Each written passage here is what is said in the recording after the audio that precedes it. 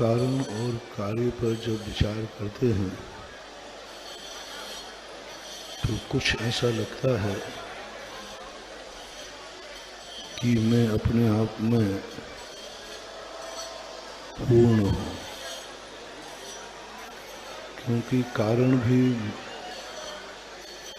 मैं ही हूँ और कार्य भी मैं हूँ। लेकिन जब कारण की असमर्थता और कार्य की उपलब्धि की असमर्थता को देखता हूँ तो कई बार ऐसा लगता है जब मैं स्वयं मौजूद हूँ जिसको कार्य करना है, तो जब मैं ही कारण हूँ और मैं मौजूद हूँ और मेरे में ही कार्य होना है, उसके लिए भी मैं मौजूद हूँ। मैं कार्य करने के लिए पूर्ण इच्छुक हूँ, उसे मुझे कुछ भी करना पड़े तो करने को तैयार हूँ, कर भी रहा हूँ।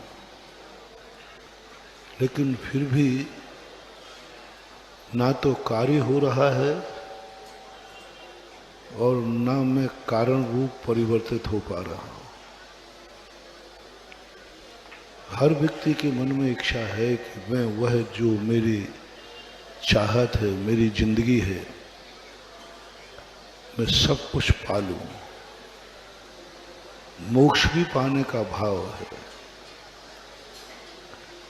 तुम्हारी भी कोई इच्छाएं हैं, जिस क्षेत्र में जो रुचि है उस क्षेत्र में वह संपूर्ण ऊंचाई पर पहुंचना चाहता है, उस क्षेत्र में वो संपूर्णता को प्राप्त होना चाहता है, चाहे वो कोई भी क्षेत्र हो, और उसके लिए वो स्वयं तैयार होता है, पूरी तैयारी करता है, लेकिन फिर भी वह सफलता प्राप्त नहीं कर पाता। कहीं ना कहीं हम स्वतंत्रता का नारा लगाते हैं, लेकिन कहीं ना कहीं हम परतंत्र सदा बने रहते हैं। स्वतंत्रता यदि हमारा जन्म सिद्ध अधिकार है और स्वतंत्रता हमें मिल जाए तो अपन सब आज ही मोक्ष यहीं से चले जाएंगे, क्योंकि हमारी चाहत है, हमारी इच्छा है, आपकी सबकी इच्छा है, हम लोगों की इच्छा है कि हम लोगों को मोक्ष मिले। और यदि स्वतंत्रता है, हम स्वतंत्र हैं मोक्ष पाने को, तो अभी तक तो हमें प्राप्त कर चुका होता। 3 दिन की देरी नहीं करता। जिस दिन दीक्षा ली थी उसी दिन मोक्ष जाने के लिए ध्यान लगाया था, लेकिन नहीं हुआ। कोई ना कोई ऐसी शक्ति है जो कुछ तो कार्य हमारा है, लेकिन उसकी चाबी दूसरे के हाथ में है। खोजने पर पता चला कि हमारी दशा ऐसी है जैसे बैंक में रखा हुआ लॉकर। लॉकर के अंदर तुम्हारी ही संपत्ति होती है, तुमने खुद रखा है, किसी को मालूम भी नहीं, तुम ही खुद निकालोगे। लेकिन कितनी बड़ी परतंत्रता है, मैनेजर की चाबी लगे बिना तुम कुछ भी निकाल नहीं सकते।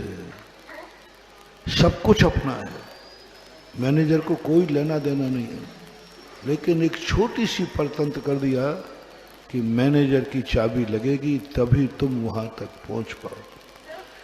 ऐसा ही इस प्रकृति ने हमें सर्वशक्तिमान बनाया, सर्ववैभवमान बनाया। किंचित मात्र भी किसी की जरूरत नहीं है,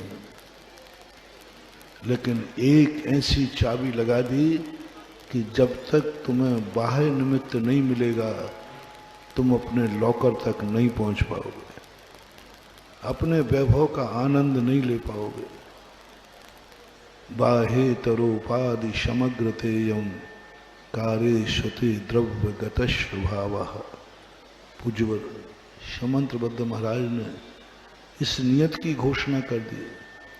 बाहे तरोपाधि समग्र तेयम कार्य श्रुति द्रव्य गतस्वभाव। जब भी तुम्हारा कार्य होगा, तुम्हारे अकेले से नहीं होगा, कोई ना कोई बाहर निमित्त होगा, कोई ना कोई बाहरी सहयोग चाहिए।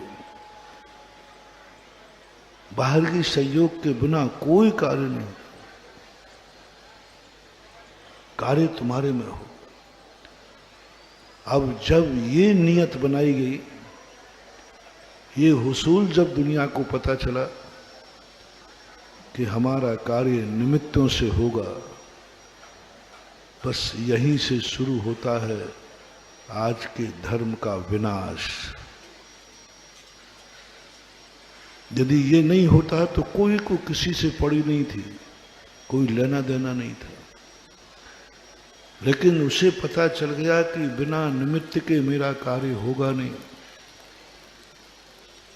मेरे दुख बिना निमित्त के मिटेगा नहीं। मेरे दुख है, मान लीजिए भूख लगी है, बिना रोटी के मिटेगा नहीं। बस यहाँ से अनर्थ हो गया। रोटी भूख मिटाने के लिए थी, लोग घबरा गए, पता नहीं कल मिलेगी कि नहीं।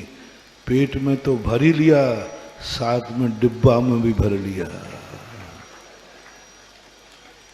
पेट में तो साथ में क्यों कल मिला के नहीं बुला बुंदेलखंड की लुचई। कल मिली के नहीं मिली, बस ये हो गया आज का उत्तम शौच धर्म का विनाश। भूख लगी है, रोटी तो खाना पड़ेगी, वो तो नियत है। नियत है। जिनवाणी कहती है कि नहीं, यदि भूख लगने पर रोटी नहीं खाई तुमने तो मरोगे, मरोगे तो आत्महत्या का दोष लगेगा। यदि तुम्हारी मौत होती है तो तुम भोजन ग्रहण करो, इससे तुम्हारा शौच धर्म नष्ट नहीं होगा। प्यास लगी है, पानी पियो, शौच धर्म नष्ट नहीं होगा।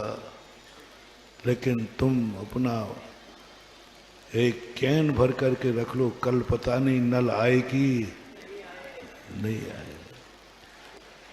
बिना मकान के तुम्हारा रहवास नहीं होगा, गृहस्थ का शौच धर्म खत्म नहीं होगा। तो व्यक्ति ने सोचा एक मकान जरूरी है आपको रहने के लिए, एक कमरा जरूरी है। लेकिन जैसे ही तुमने समझा कि चलो एक मकान और डाल लो, कल पता नहीं इस मकान में गड़बड़ हो गया, तो ये शौच धर्म खत्म हो गया। तुम्हें धन कमाने की मनाही नहीं है, धन कमाना ही पड़ेगा, पुरुषार्थ है।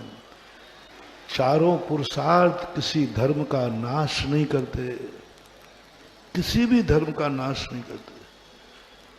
यदि ये चार पुरुषार्थ धर्म का नाश करने वाले होते तो आचार्य इनको उपदेश में कभी नहीं देते।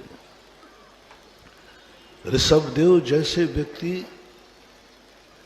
चारों पुरुषार्थों का उपदेश दे रहे हैं, तीर्थंकर जैसे चारों पुरुषार्थों को स्वीकार कर रहे हैं। तीर्थंकरों से तो कभी गलत नहीं हो सकता, चाहे वो गृहस्थ अवस्था में क्यों न रहे, वो तो कभी गलत उपदेश दे ही नहीं सकते किसी भी दशा में। और आप सबको मालूम है तीर्थंकरों ने गृहस्थ अवस्था अपनाई, चक्रवर्ती बने, गृहस्थ के लिए जो कुछ जरूरी है वो सब उनके पास था, उन्होंने किया। चारों पुरुषार्थ किए उन्होंने। यदि पुरुषार्थों से धर्म का नाश होता तो तीर्थंकर कदापि नहीं करते। और प्रत्येक तीर्थंकर ने गृहस्थ अवस्था में अर्थ, खूब धन कमाया, अक्षय नदियां थी, उबल रही थी नदियां, इतना धन था। लेकिन जब गृहस्थ में धन जरूरी है तो अर्थ पुरुषार्थ का उपदेश या धन कमाने से कभी शौच धर्म नष्ट नहीं होगा। धन कमाने से कभी भी तुम अधर्मी नहीं होगे, क्योंकि धन आवश्यक है विनिमय के लिए। लेकिन तुमने सोचा कि धन कमा रहे हैं, इतना कमा लो, इतना कमा लो कि आवश्यकता की पूर्ति होने के बाद एफडी बना दो। बस वो एफडी धर्म का नाश करेगी। पता नहीं कल कमाई हुई कि नहीं हुई। जितनी मुद्रा भारत में छपती है, यदि सारी मुद्रा बाजार में आ जाए तो बाजार में नोट रद्दी के भाव बिकेंगे। नोट कैसे मिलेंगे? रद्दी के भाव हो जाएंगे। लेकिन आज जो नोट हैं वो सारे तिजोरियों में, शुरजर बैंक के खातों में, तिजोरियों में बंद पड़े। एक अर्थशास्त्री ने बताया था, बाजार में जितनी मुद्रा है 65% ही बाजार में रहती है, 40% से भी ज्यादा मुद्रा तिजोरियों में रहती है। 40 भी मुझे कम लग रहा है। आप लोग शेयर करना, बताना नहीं, मैं पूछूंगा नहीं। आप लोग साल भर में जितना कमाते हैं, दिन भर में जितना कमाते हैं, शाम को उतना ही बाजार में भेज देते हैं या कुछ तिजोरी में भी जाता है? महाराज जी अब कल चाहिए तो पड़ता है, सही बात है। कल नहीं मिला तो, हाँ बात सही है। और कल तुम नहीं मरे बचे तो उसी नोट में कीड़ा बनोगे, ध्यान रखना। ये भी तो संभावना है। महाराज जी कल यदि धंधा नहीं चला तो क्या होगा? कल यदि इनकम नहीं हुई तो क्या होगा? कल यदि आय नहीं हुई तो क्या होगा? कल यदि लॉकडाउन हो गया तो? महाराज आप सुनो, देखो ज्यादा मत बोला करो, थोड़ा समझा भी करो। हाँ मैं समझ रहा हूं, लॉकडाउन भी हो सकता है, कल को एक भी ग्राहक ना आवे, कल कुछ भी हो सकता है। ये सारी संभावनाएं हैं। बस मेरी एक बात और बता दो, कल आने के पहले ही तुम ऊपर जा सकते हो, ये भी संभावना है कि नहीं? तुम्हारी संभावना ज्यादा गारंटेड है कि हमारी संभावना? हम जा भी सकते हैं। किसने कहा? कल पूज्यवर वीर सागर महाराज के संग में एक महिला ने आहार देने के लिए शुद्ध कुएं के पानी का नियम ले लिया। मैं शुद्ध का कुएं का पानी पीऊंगी। जवान थी, वो घर जाके गई तो सबने कहा तूने इस अवस्था में कुएं का पानी का नियम ले लिया, अभी तो तेरे हाथ पैर चल रहे, कल के दिन बूढ़ी हो जाएगी, कौन पिलाएगा? उसके यहाँ संतान भी नहीं थी, तेरे यहाँ बेटा भी नहीं है और तू कुएं का पानी लेके आ गई। क्या करूं? महाराज को आहार देने का मन हुआ तो ले लिया। सब ने उसको टोका, सब ने, जितने लोग मिले सब टोक रहे थे, तूने गलत किया। कल के दिन क्या जीवन भर का लिया? कहीं मैंने तो जीवन भर का लिया। इतना टोका कि वो उसके सारा दिमाग उसी तरफ चला गया। अब उसको वही घूम लगा, सही बात है, बुढ़ापे में क्या होगा? बुढ़ापे में कौन पिलाएगा, कौन क्या करेगा? वो रो पड़ी। पूज्यवर वीर सागर महाराज फुलेरा में थे, राजस्थान में, वहाँ पहुँची। महाराज जी अब आप तो जो प्रायश्चित देना हो दे दो, हम ये कुएं का पानी का नियम नहीं निभा पाएंगे। शूद्र के जल का त्याग ऐसा कुछ कराते, नहीं निभेगा। महाराज मेरे यहाँ कोई बेटा बेटी नहीं है, मेरा तो बुढ़ापे में क्या होगा, कौन भर के देगा? क्योंकि बुढ़ापे में अभी तो हम भर लेंगे, हमारे पति भर लेंगे, लेकिन बुढ़ापा तो दोनों का ही, फिर क्या होगा? महाराज जी ने बहुत समझाया, नहीं वो तो नियम हम आज वापस करके जाएंगे, आप तो वापस लो। और बंधुओं महानुभाव, सारी दुनिया की चीजें वापस होती हैं, लेकिन दिया हुआ नियम कभी वापस नहीं होता, होता ही नहीं। वो तो भ्रष्ट हो सकता है, वापस नहीं हो सकता। नियम वापस नहीं हो सकता, नियम से भ्रष्ट हो सकता। वहीं हमारे ज्ञान सागर महाराज ब्रह्मचारी अवस्था में भूरामल थे, वो बैठे हुए थे। और वो महाराज जी क्यों परेशान हो रहा? तो वीर सागर महाराज बोले, भूरामल ये महिला देखो नियम लेके तोड़ रही है, इसको समझाओ। ज्ञान सागर महाराज तो न्यायाचार्य थे, फिलॉसफर थे। उन्होंने कहा, भाई जी क्या बात है, ऐसी ऐसी बात है। तो भाई जी अभी तेरी उम्र कितनी हुई? बोले मेरी उम्र 35-40 तक साल के लग। तो अभी तुमने कैसे जान लिया कि तुम्हारे यहाँ कोई बेटा नहीं है? अभी तुम्हारी वो उम्र तो नहीं हुई कि तुमने सारी आशाएं छोड़ दी हो। अरे महाराज जी आप तो बातें करते हो, जब अभी 15 साल में नहीं हुआ, पहले उम्र जल्दी हो जाती, शादी जल्दी होती थी, 16, 17, 20 साल में। महाराज 15-20 साल में नहीं हुआ तो अब क्या होगा? उन्होंने कहा देखो विश्वास रखो, हो सकता है आज जो तुमने नियम लिया है इसी धर्म का चमत्कार हो जाए तो।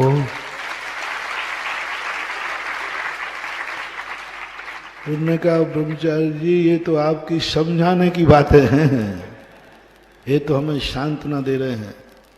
ज्ञान सागर मार भूरामल जी फिर फेल हो गए, वो मानने को तैयार नहीं। फिर भूरामल ने दूसरा तर्क दिया, पहले ये बताओ भाई जी,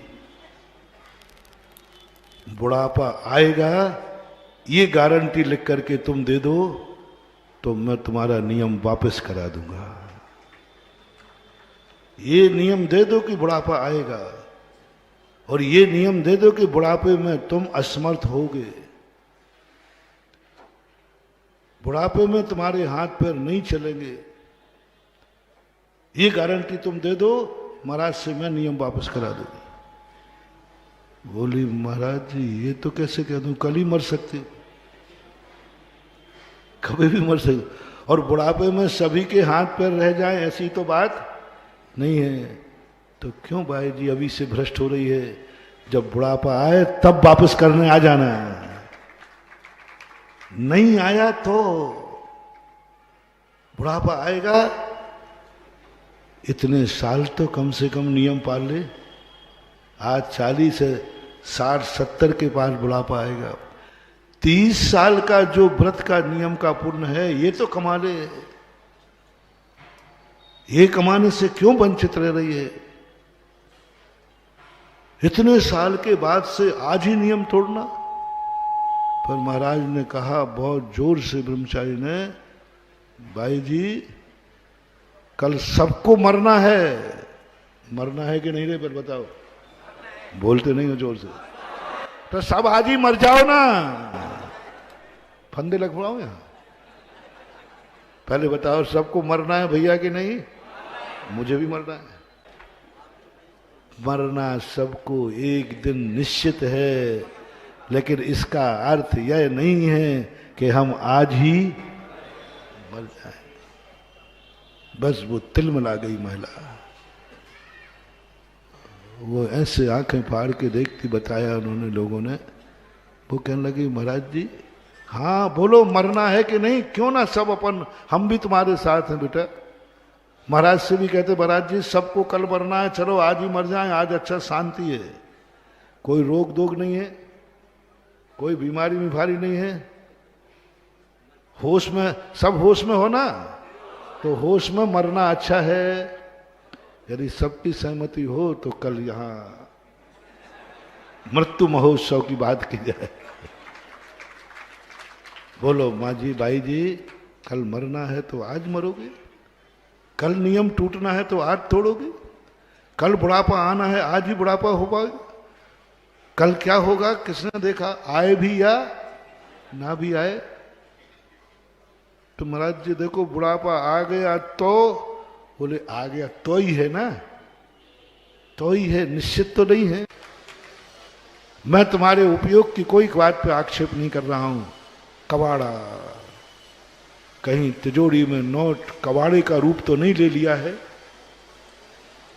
कहीं तिजोरी में रखे हुए नोट ने कबाड़े का रूप तो नहीं ले लिया है, कहीं सोना चांदी रखा हुआ कबाड़े का रूप तो नहीं ले रहा है। ये सबसे बड़ी सावधानी रखना है। और कबाड़े का रूप मैंने बता दिया, आगे कोई संभावना उपयोग की नहीं है। यूं पड़ा है एडजस्टिंग, एडजस्ट पड़ा है यूं, क्या करेंगे। बंधु कबाड़ा हटाओ, चाहे वो कबाड़ा लोहे का नहीं होता है, कबाड़ा सोने का भी होता है, कबाड़ा चांदी का भी होता है, कबाड़ा नोटों का भी होता है, कबाड़ा कपड़े का भी होता है, कबाड़ा रोटी का भी होता है, कबाड़ा पता नहीं किन किन चीजों का होता है। बस कबाड़े से बचाने का नाम है उत्तम शौच धर्म ग्रस्त। यदि उत्तम शौच धर्म के दिन कबाड़ा हटाओ, बस कबाड़ा हटाओ। कमाना कोई व्यर्थ नहीं, नोट रखना कोई व्यर्थ नहीं, बस वे नोट कबाड़ा का रूप न ले लें। जिस दिन से कबाड़ा का रूप हुआ, तुमने नोट तिजोरी में रख रहे हो, क्या कहूं, यूं पड़े रहेंगे। बस सावधान, आज का प्रवचन, वो नोट की गिट्टी आपको बद्दुआ देगी। उसी समय से जैसे ही आपने कहा डाल दो, पड़ी रह गई यूं। बस अब आपकी बहुत बड़ा महानुभाव, गरीब को आशीर्वाद दूंगा कल अमीर बन सकता है, बुरे कर्म वालों को अभिषेक कराऊं शांति धारा तो उसके बुरे दिन टल सकते हैं। लेकिन जिसके स्वयं के पुण्य ने, स्वयं के नोट ने अभिशाप दिया हो, उसको बचने का कोई उपाय दुनिया में नहीं है। इसलिए अपने पुण्य का अभिशाप मत लेना, अपने आप का वो कबाड़ा मत बन देना। ये है लोभ, ये है लोभ। उपयोगिता के लिए धन आया है, और भी ऐसी कितनी वस्तुएं हैं अभाव में।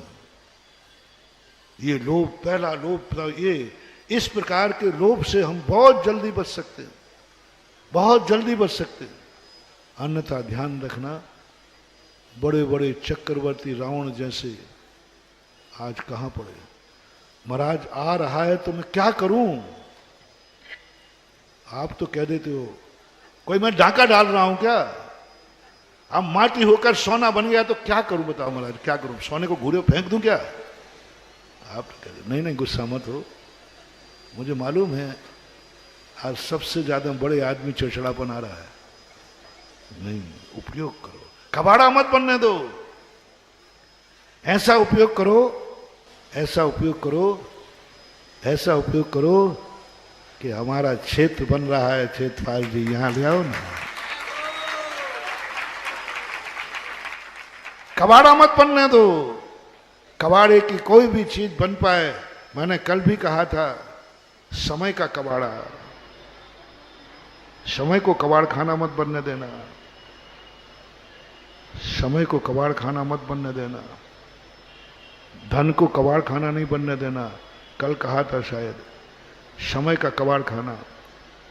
कुछ लोग ऐसे हैं कि जिनको सूर्य उदय के पहले से सूर्य अस्त तक एक समय का समय नहीं है, कोई समय नहीं। बेचारे मजदूर हैं, चौकीदार हैं, 24 घंटे ड्यूटी पर रहते हैं, अपने बच्चों के साथ भी बैठने को समय नहीं है, रोटी खाने तक का समय नहीं, टिफिन ले जाते हैं, और टिफिन खाने का भी समय नहीं, कई बार टिफिन। ऐसे लोग दुनिया में हैं। तुम्हारा आज एक टाइम बच गया है, कोई काम नहीं है, कोई काम नहीं है, आज एक टाइम बच गया है। आज के टाइम की छुट्टी हो गई है। गए थे ड्यूटी पर, लेकिन पता चला आज छुट्टी का दिन है। बस उस छुट्टी के दिन को कबाड़ा मत बनने देना, वो तुम्हारी बचत में से बचा है।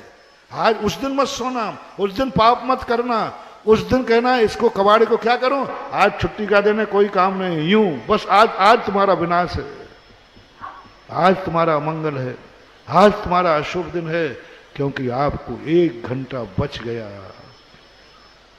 1 घंटा बच गया। आपका कितना पुण्य है, एक वही आपके बाजू में रह रहा है, उसका 1 मिनट भी नहीं बच रहा है, 1 मिनट भी नहीं बच रहा है, और तुमने कितना पुण्य किया, वही कार्य तुम्हारा 11 घंटे में हो गया, और उसका 12 घंटे भी कम पड़ रहे हैं, उसके 12 घंटे भी कम पड़ रहे हैं, और वही कार्य तुम्हारा 11 घंटे में हो गया। अब वो 1 घंटे को कबाड़ा मत बनने देना। अब मस्ती यूं 1 घंटे क्या करोगे, बोले यूं यूं, नहीं नहीं, 1 घंटे को कबाड़ा नहीं बनने देना। यह 1 घंटा मुझे बचा है, मैंने कितना पुण्य किया प्रभु कि मेरा काम 11 घंटे में हो गया, 1 घंटे बचा है, ये 1 घंटे बचा है, ये मैं अभी अभिनंदन नाथ भगवान के सामने भक्तांबर पढ़ूंगा। कबाड़ा नहीं बनने दिया, बल्कि 11 घंटे कर्म की मार में गुजारे हैं, 1 घंटा आपने भगवान के नाम पर गुजारा है। कबाड़ा मत बनने देना, समय का कबाड़ा नहीं करना। 1 घंटा महत्वपूर्ण है, 1 मिनट भी मिल गया तो 9 बार नमोकार मंत्र पढ़ लेना। उस 1 मिनट को कबाड़ा, उस 1 मिनट को यदि तुमने 1 मिनट को कबाड़ा बनने दिया, बस यही उत्तम शौच धर्म खत्म हो जाएगा। 1 घंटा जो बचा है, इसलिए मैंने एक बार कहा था कि सब लोग चाहते हैं कि हमारे यहाँ महाराज जी ऐसा आशीर्वाद दो। महिलाएं भी कहती हैं, पुरुषों से कहती हैं कि हमारे पास आपको उलायना दे दी, कौन सी रोटी बनाने वाली लगा दी, कौन सी बर्तन मांजने वाली लगा दी। ये उलायना होते, थोड़ा हाँ भर दो, थोड़ा हाँ, तो गर्दन तो हिला दो रे, हो नहीं हिलाओगे तो हम उदाहरण देके मैं किसी को खड़ा और कर दूंगा कि बोल तेरी पत्नी ने कभी ये कहा। ऐसी एक भी शायद पुरुष होगा जिसकी पत्नी ने कभी ये नहीं कहा हो, कौन से सुख दे दिए। पता, जिसकी पत्नी ने कभी ये 2 बातें नहीं कही हूं, कौन सा सुख दे दिया। एक, दूसरी, तुम तो पक्के भुलक्कड़ हो। ये 2 बातें किसी की पत्नी ने जिंदगी में कभी नहीं कही हूं, वो हाथ उठाए।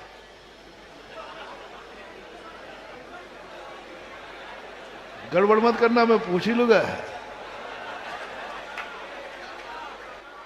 यानी सब बुद्धू ही बैठे। दुनिया में पास का सर्टिफिकेट मिलता है और पत्नी का तुम्हें बुद्धू का सर्टिफिकेट मिलता है। तुम तो भुलक्कड़ हो, किसी दिन हमें भी भूल जाना। व्यंग होता है। और अक्सर का जब लड़ती है तो एक ही बात करी, कौन सा। मेरा महिलाओं से कहना, अभी मैंने प्रवचन में भी कहा था, इनसे कहने से कुछ नहीं होगा, ये बेशरम है और ये मजबूर है। 2 चीजें हैं, या तो बेशरम है, अरे कहती है तो बकती रहती है, और या फिर मजबूर हैं, वो नहीं कर सकते। 2 ही चीजें हैं, या तो मजबूर हैं, उनकी इतनी इनकम ही नहीं। उत्तम शौच धर्म कह रहा है, हम कह रहे हैं यहां कहो तो कुछ बात, तुम्हारी बात की इज्जत रह जाएगी, भगवान के सामने तुम्हारी इज्जत रह जाएगी। बस एक प्रश्न का जवाब सोच के जाना, महाराज के पास, भगवान के पास, उत्तम शौच धर्म के साथ भगवान से कहना, भगवान आपकी भक्त होकर के इस प्रकार का हो जाए। भगवान कहेंगे हो जाएगा। और एक प्रश्न का जवाब दो, जो समय आपका रोटी बनाते बीतता है, गृहस्थी में बीतता है, वो सब नौकर करेंगे, उस समय तुम क्या करोगे।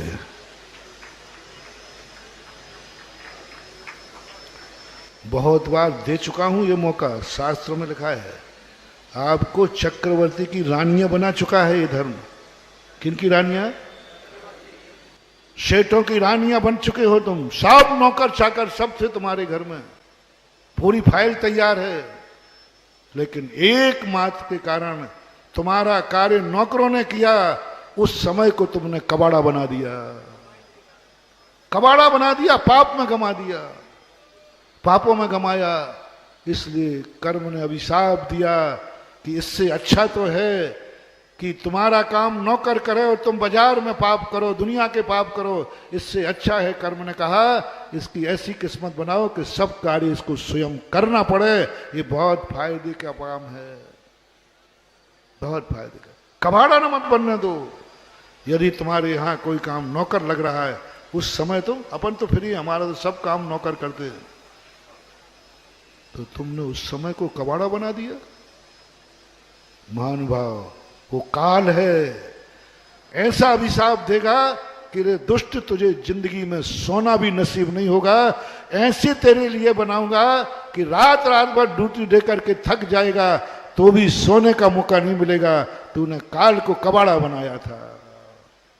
इसलिए जब भी तुम्हारा कोई काल बने, उसको कबाड़ा मत बनने देना, उस काल का लोभ मत करना। जो बचा हुआ काल है उसमें व्यस्त हो जाओ और ऐसा काम करो। कर्म तो व्यस्त करेगा तो तुमसे मजदूरी कराएगा। तुम धर्म में व्यस्त हो जाओ, धर्म ऐसा व्यस्त करेगा कि तुम्हारे दोनों हाथ में भक्तांबर भी होगा, भगवान को समय निकल आएगा और तुम्हारा उत्तम शौच धर्म पड़ जाएगा। काल का लोभ नहीं, काल का लोभ नहीं। काल को कबाड़ा मत बनने दो, क्षेत्र को कबाड़ा मत बनने दो। ये पृथ्वी तुम्हारे लिए है, खूब उपयोग करो, खूब खेती करो, लेकिन क्षेत्र को कबाड़ा मत बनने दो। कोई बाड़ा पड़ा है, किस लिए, किस लिए पड़ा है? महाराज जी बेटा बड़ा होगा तो वो यहाँ दुकान खोलेगा, कोई बात। महाराज जी इसके लिए पड़ा है। ये खेत किस लिए पड़ा है? ये प्लाट किस लिए पड़ा है? क्षेत्र का लोभ। उस प्लाट को तुमने क्या बना रखा है? कबाड़ा। कबाड़ा किसे कहते? परिभाषा बीच बीच बनाते जाना। जो किसी काम ना आवे और पड़ा रहे उसको बोलते। बोलो कितने अमीरों ने कितने प्लाट कबाड़े में डाल रखे हैं। उनसे पूछो ये क्या काम में आया? बोले महाराज यूं यूं पड़ा है। आज वो दुनिया में लोग हैं जिनकी किस्मत में रहने के लिए एक गज जगह नहीं है, और तेरे पुण्य ने इतनी जगह दे दी कि तू जिस मकान में रहता है उससे 4 प्लाट और पड़े हैं। कितना पुण्य तेरा, कितना अमीर है तू। अब तेरी अमीरी तुझे बर्बाद कर देगी क्योंकि तूने 4 प्लाट कबाड़े में पाड़े हैं, और एक कबाड़ा वो खेत वो प्लाट वहीं से बदुआ दे रहा है। पृथ्वी माँ है, पृथ्वी दुनिया की उपयोग की चीज है, और तूने किसमें डाल दी? बोलो पृथ्वी की कीमत क्या है? घंटा घर में कितने रुपया फुट है? घंटा घर पे लाख रुपया फिट है, और उसमें लोग इतनी सी दुकान में आजीविका चला रहे हैं। हमने दुकानें देखी, 5-5, 8-8 फुट की दुकानें हैं, उसी में बैठे रोजी रोटी कमा रहे, और तेरे यहाँ पृथ्वी कबाड़े में पड़ी है। महानुभाव, महानुभाव, उत्तम शौच धर्म कहता है क्षेत्र को, पृथ्वी को कबाड़ा मत बनने देना। प्लाट लो, तुरंत लगा लो, ये प्लाट मेरे इस काम आएगा, ये प्लाट में भविष्य में बेच करके हमारे इस काम आएगा, हमारे बेटे के काम। कोई भी करो, लेकिन यूं कबाड़ा मत बनने दो कि यूं डाल लिया कबाड़े का। वो खेत वहीं से अभिशाप देगा और ऐसा कर्म बंधेगा कि तेरे पास एक गज भी जगह नहीं होगी जहां तू रह सके, क्योंकि तूने एक बार क्षेत्र का कबाड़ा बनाया था। स्वयं को कबाड़ा मत बनने देना। तुम बहुत कीमती हो, पुण्यवान हो जैनियों, तुम जैनी हो। जैनी बहुत मूल्यवान होता है, तुम्हारी जिंदगी बहुत मूल्यवान है।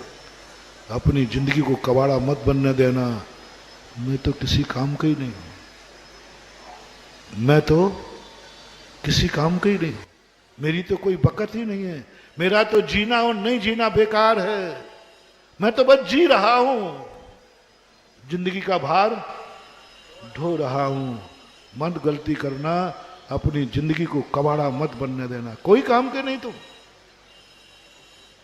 कोई काम के नहीं, तुम्हारा कोई मूल्य नहीं, तुम्हारे मन का कोई मूल्य नहीं, तुम्हारी आंखों का कानों का कोई मूल्य नहीं। महानुभाव, जिंदगी को कबाड़ा मत बनने देना। यदि जिंदगी को कबाड़ा बना दिया तो तुम्हारी ऐसी दशा होगी कि एक श्वास में 18 बार जन्मोगे और मरोगे। अब मेरा जीना ही बेकार है, इसलिए चलो सुसाइड कर लेते हैं। अब जीने से क्या फायदा, हम कोई काम के तो है नहीं, कोई मतलब ही नहीं जिंदगी का। अपनी जिंदगी को कबाड़ा मत बनने देना, क्योंकि जिसने जिंदगी को कबाड़ा बनने दिया वे जाकर के एक श्वास में, पूज्यवर रविशरण महाराज ने 2 श्लोक लिखे हैं, जिन्होंने अपनी जिंदगी को कबाड़ा बनाया, जिन्होंने कहा मेरी जिंदगी कोई काम की नहीं है। और जैन है उच्च कुल में, जिस कुल में जन्म लेने के लिए, जिस जाति में जन्म लेने के लिए सौधर्मेंद्र तरसता है, जिस समझने के लिए, जिस जैन कुल में जन्म, सौधर्म तरसता है, जिसमें कुल में जन्म लेने के लिए तुम्हें मुनि बनने का अभाव मिला, जिस जाति में, जिस पर्याय में जन्म लेने के तुम भगवान बन सकते हो। क्या है तुम्हारी पर्याय? कितनी मूल्यवान मनुष्य पर्याय है। नर से 84 लाख योनियों में कौन सी पर्याय है जो भगवान बन सकती है? इतनी मूल्यवान पर्याय को तुम कह रहे कुछ नहीं। ये पर्याय तुम्हारी मुनि बन सकती है, जगत पूज्य मुनि परमेष्टि। तुम कह रहे हो मेरी पर्याय का मूल्य। इस पर्याय कुल में जन्म लेकर तुम भगवान का अभिषेक कर सकते हो, भगवान की पूजा कर सकते हो, भगवान का मंदिर बना सकते हो, भगवान की मूर्ति बैठा सकते हो, और तुम कह रहे हो मेरी। जैनियों से खास तौर से कहना है, मेरे प्यारे जैनियों, अपनी जिंदगी को कभी कबाड़ा मत बनने देना। कभी ये महसूस नहीं करना मेरी जिंदगी बेकार है, क्या मतलब है। नहीं, हमेशा ये कहना मेरी जिंदगी का एक एक क्षण मूल्यवान है, मेरा मन मूल्यवान, मेरी आंखें मूल्यवान, मेरे कान मूल्यवान, मेरा मन अनमोल है, क्योंकि हमारा मन भगवान का ध्यान करता है, इसलिए मेरा मन अनमोल है। मेरी आंखें अनमोल है, प्रतिदिन भगवान का दर्शन करते हैं हम। मेरा मुख अनमोल है कि प्रतिदिन भक्तांबर पढ़ते हैं हम। मेरे कान अनमोल हैं कि महाराज का प्रवचन सुनते हैं। मेरे हाथ अनमोल हैं कि भगवान का अर्घ्य चढ़ाते हैं। मेरे पैर अनमोल है क्योंकि सम्मेद शिखर की वंदना करते हैं। मेरा जीवन अनमोल है कि हम शिविर में शिवरार्थी हैं। मेरा जीवन अनमोल है कि हम 10 लाख क्षण पर्व मनाते हैं। बस इतना मूल्यवान बना दो, इतना मूल्यवान बना दो कि तुम्हारे जीवन से बड़ा मूल्यवान दुनिया का कोई है ही नहीं। सौधर रविंद्र भी कह दे, कहां लगता है तेरा जीवन? सुनो रे जैनियों, शिवरार्थियों, सौधर रविंद्र कहे, देखो मैं कितना, मेरा जीवन देखो, कह देना तुम कहां लगते हो, नाखून का मैल नहीं है रे। वो क्या कैसी बात कर रहे हैं? बोले तू मेरे जीवन के सामने कहां लगता है? ध्यान रखना मैं सौधर्मेंद्र हूं, पूरे जम्मू द्वीप को पलट दूंगा। बोले ज्यादा अहंकार मत कर, मालूम तेरा मूल्य है। क्या तू अपनी जिंदगी में कभी भगवान का मंदिर बना पाएगा? अगर नहीं बना पाऊंगा। क्या तू कभी मुनिराज की अंजलि में हार दे पाएगा? नहीं दे पाऊंगा। क्या तू कभी शिविर में भर्ती हो पाएगा? नहीं हो पाऊंगा। क्या तू कभी भगवान बन सकेगा? नहीं बन सकूंगा। क्या कभी तू मुनि बन सकेगा? सौधर्म कहेगा आई सी। बोल बोल, अनमोल बना दो रे अपने जीवन को, कबाड़ा मत बनने दो। बहुत अनमोल हो, बहुत अनमोल। जैन कुल में जन्म लेने बता रहा है, संसार के सबसे ज्यादा अनमोल जीवन है तेरा, तभी तेरा जैन कुल में जन्म हुआ। अनमोल, कबाड़ा मत बनाओ, ना दिमाग को कबाड़ा मत बनाओ। व्यर्थ में दिमाग में यहां वहां की बातें सोचे जिनसे कोई लेना ना नहीं। जिंदगी को कबाड़ा मत, अब मैं दिमाग को कहूं, दिमाग को कबाड़ा मत बनाना। कबाड़े की परिभाषा क्या है? बोलो ना, जिसका कोई, तो दिमाग में ऐसी बातें मत लाओ, ऐसा मत सोचो जिसका कोई मतलब नहीं है। कोई लेना नहीं, कोई देना नहीं, कोई स्वार्थ नहीं, कोई लाभ नहीं, कुछ भी नहीं, फिर भी दिमाग को कबाड़ा मत बनाओ। तुम जैनी का दिमाग है, अनमोल है, अनमोल। जैनी जिसके संबंध में सोच लेता है सारे जगत को सुखी कर सकता है। जैनी का दिमाग वो है। जैनी जिसके संबंध में मन में सोच लेता है सारे जगत के आंसू पहुंच सकता है। तुम्हारा दिमाग अनमोल है। इन आंखों को कबाड़ा मत बनने देना। कबाड़ा किसे कहते हैं? जिसका कोई, बस इन आंखों से वो मत देखना जिसका कोई मतलब ही नहीं है। कोई मतलब ना मुझे लाभ है ना तुम्हें लाभ है, किसी को क्या देख रहा है, बोले यूं। आंखों को कबाड़ा मत देना। जैनी की आंख है, शिवरात्रि की आंख है, अनमोल है, अनमोल। 100 धर्मेंद्र से भी बड़ी आंख है। 100 धर्मेंद्र का अवध ज्ञान भी वो काम नहीं कर सकता जो तुम्हारी आंख। कानों को कबाड़ा मत बनने देना। बैठे हो, क्या सुन रहे हो भाई? कबाड़ा किसे कहते हैं? जो यहां वहां के, जो तुम सुन रहे हो, इससे क्या लाभ है?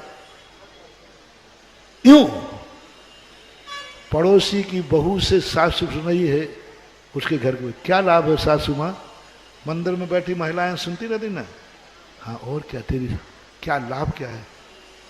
तुम्हें कुछ समय मिल जाएगा तुम्हारे। यूं इन कानों को कबाड़ा मत बनने देना।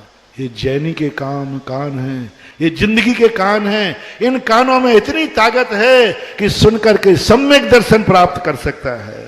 देशना लब्धि, देशना लब्धि। इन कानों से गुरु के वचन सुने जा सकते हैं। इन कानों को कबाड़ा मत बनने देना। वे बातें मत सुनना जो तुम्हारे लिए कोई काम की नहीं है। मुंह को कबाड़ा मत बनने देना है। तुम्हारे मुंह में तो वो ताकत है रे कि पूनम अमावस्या को पूनम बोल दो तो षष्ठी के नियम बदल जाएंगे, अमावस्या को भी पूनम हो जाएगी। हुआ ऐसा? पूनम, तुम्हारा मुंह बहुत जबरदार है, बहनी का मुंह है। इस मुंह से, इस मुंह को कबाड़ा मत बनने दो। कुछ भी बोले जा रहे हो, क्या लाभ है बोलने से? क्यों बोल रहे हो? गप्पे कर क्यों बोल? और बोलो महाराज जी यूं मुंह को कबाड़ा मत बनने देना। मुंह को कबाड़ा मत बनने देना। इसी प्रकार जिंदगी की एक एक वस्तु को कबाड़ा मत बनने दो। परिवार को कबाड़ा मत बनने देना। पड़े हैं परिवार में, नहीं, परिवार का उपयोग करो। और किसी भी चीज में, धन की बात जो मैंने कही थी, कबाड़ा नहीं। ऐसा क्षेत्रपाल मंदिर बन रहा है, अभी कल परसों चर्चा चल रही थी। मैं आता हूं किसी क्षेत्र पर इसलिए, लोग मुझे बुलाते हैं इसलिए कि महाराज अब आएंगे, इस बार पूरा फिनिश हो जाएगा। हैं? अंचल बैठा है कहीं? ये महाराज इसलिए महाराज को बुलाता है कि महाराज आप चलो, बहुत दिन हो गए, आप काम को पूरा करा दो। और सबको मालूम है कि महाराज पहुंच जाएंगे तो काम पूरा। सही है ना? सही है ना? और बेटा मेरी कुंडली में कुछ और लिखा है। आज देखिए हमने कि हम जहां पहुंचेंगे, पुराने काम तो होंगे सो होंगे, नए काम इतने होंगे कि पुराने 4 आना थे और नए 12 आना हो जाते हैं। हर क्षेत्र में, जो क्षेत्र बिजौलिया वाले मुझे लगा महाराज जी चलो एक बार बाप वो काम पूरा हो जाए। उसके बाद इतना बनाया कि अब पूरी पीढ़ी भर लगे रहो। ये लाए थे शीलचंद जी लोग, महाराज जी चलो, देखो आप चलोगे काम हो जाएगा, सब काम पूरा हो जाएगा। हाँ हो जाएगा, हो जाएगा, हो जाएगा कि बड़ा मंदिर नया और काम नया हो जाएगा, हो जाएगा। क्षेत्रपाल में ये सोच रहे थे कि आके महाराज बस अब ताला कुछ ही लगाना है। हाँ बेटा अभी चिंता मत करो, मैं सुधा सागर हूं, तुम्हारे बेटे तक को इंतजाम करके जाऊंगा।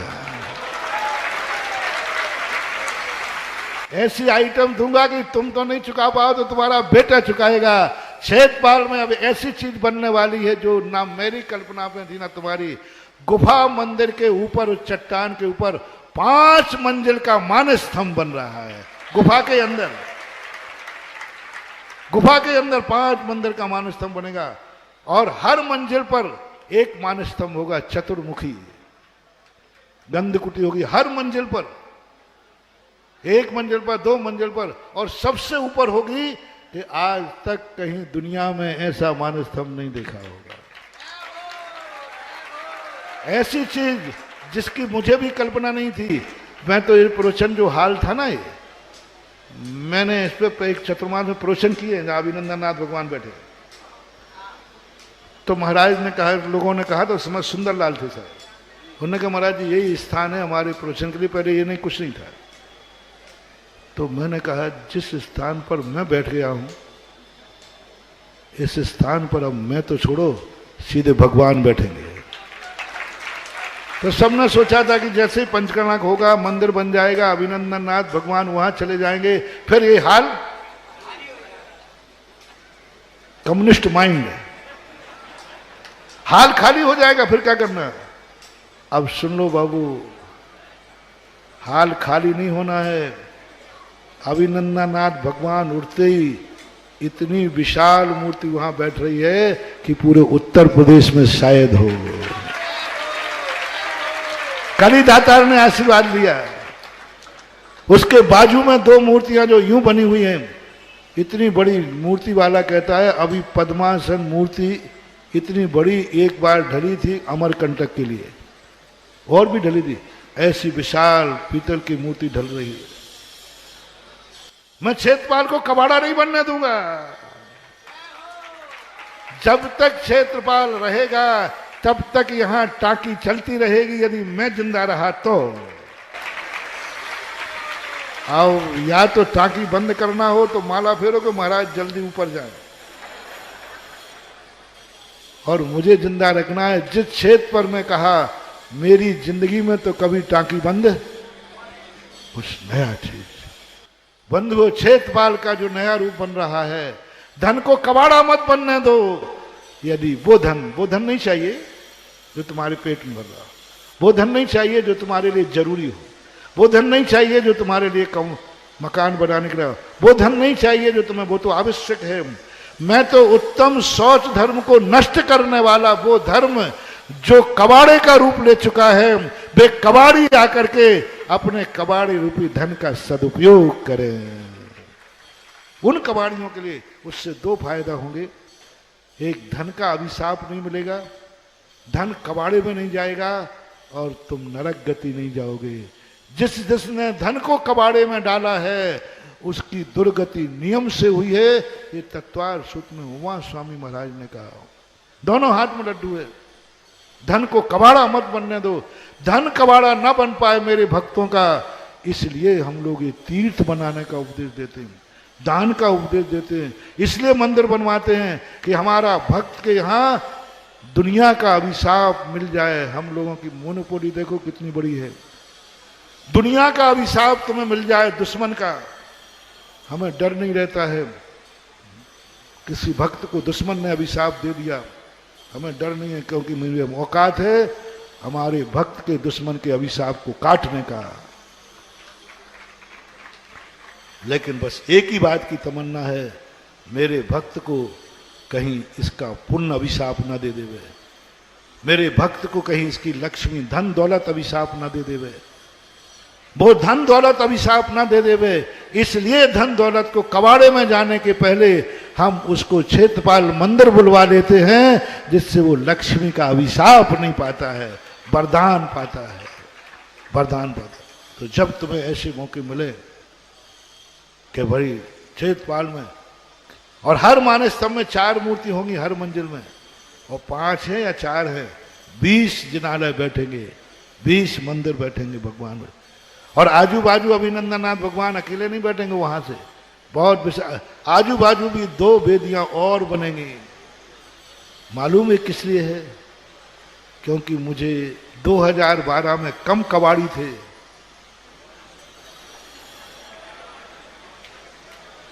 2022 में ज्यादा कबाड़ी दिख रहे हैं ललितपुर में।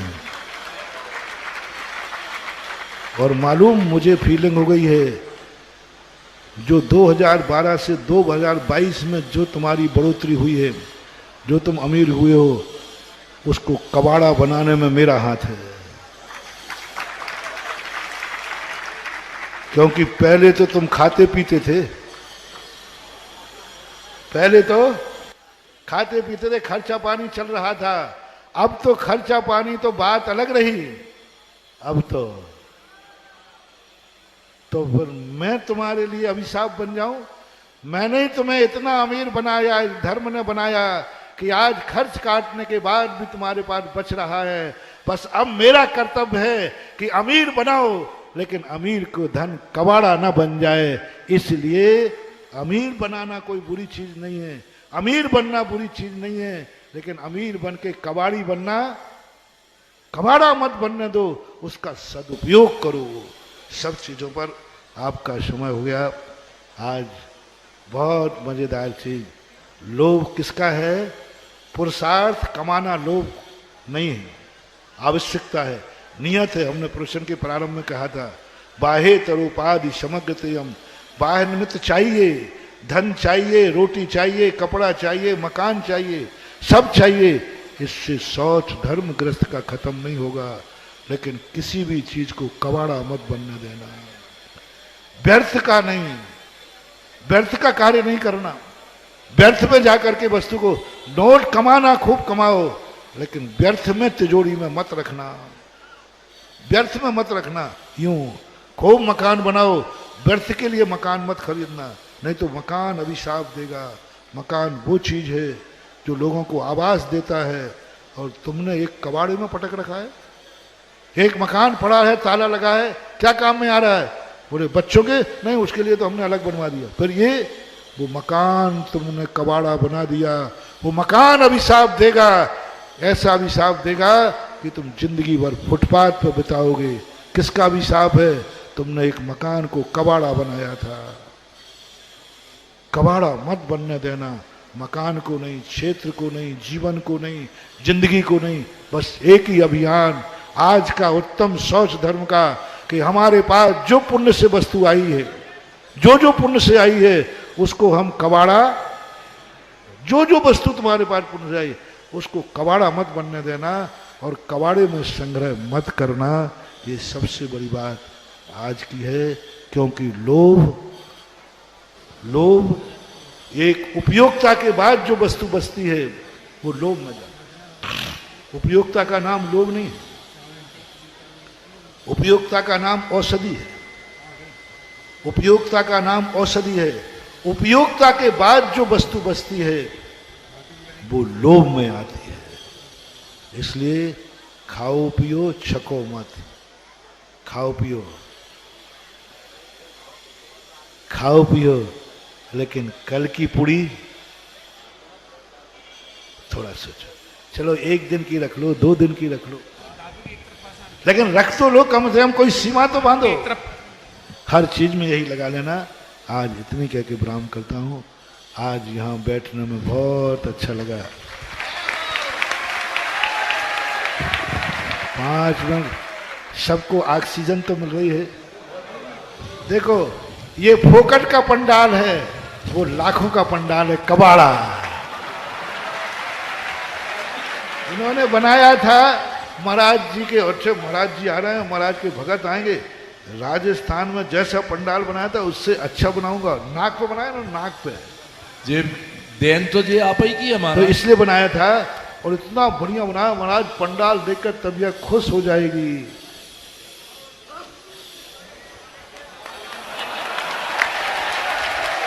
वो कबाड़ा हो गया और ये पंडाल माला माल हो गया। जय हो। लाखों रुपया लगा करके भी कबाड़ा, यानी जो महाराज के बैठने के काम नहीं आवे, जो शिवरार्थियों के काम नहीं आवे, वो चतुर्मास का पंडाल कबाड़ा कहलाता है। और जो महाराज के और शिवरार्थियों के बैठने के काम आ जाए वो कबाड़ा नहीं, वो मंदिर कहलाता है। आज सब खुश हैं, श्रावक भी खुश हैं। हाँ महाराज आज शांति से प्रवचन सुनने मिला, तो बहुत अच्छा। मौसम के अनुसार चलते चले। ओम शांति।